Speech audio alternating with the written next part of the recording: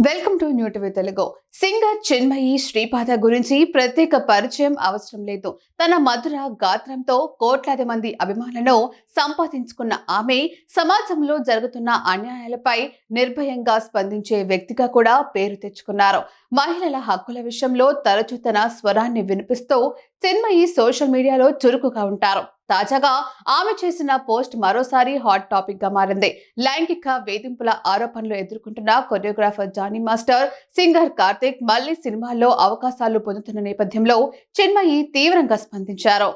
చిన్మయి తన social media ప్లాట్ఫామ్లో singer Karthik, choreographer Jani master లాంటి వారిని మళ్లీ ఇండస్ట్రీలోకి తీసుకోవడం అంటే లైంగిక వేధింపులను ప్రోత్సహించినట్టే అవుతోంది.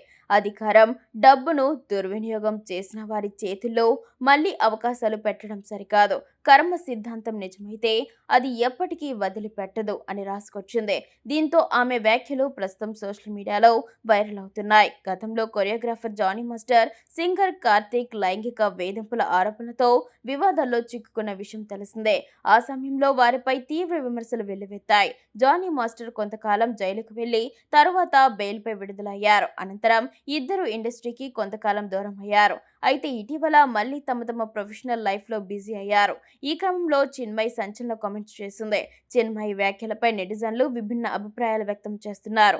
కొందరు ఆమె ధైర్యాన్ని ప్రశంసిస్తూ మద్దతు తెలుపుతుంటే మరికొందరు ఆమెపై విమర్శలు చేస్తున్నారు. ఏది ఏమైనా చిన్మయి మరోసారి తన నిర్భయ స్వరంతో మీటూ ఉద్యమాన్ని మళ్లీ గుర్తు చేసింది. అన్యాయం ఎక్కడ జరిగినా దాన్ని ప్రశ్నించే స్వరం ఎప్పటికీ మౌనంగా ఉండకూడదు అని చిన్మయి శ్రీపాద స్పష్టం చేసింది.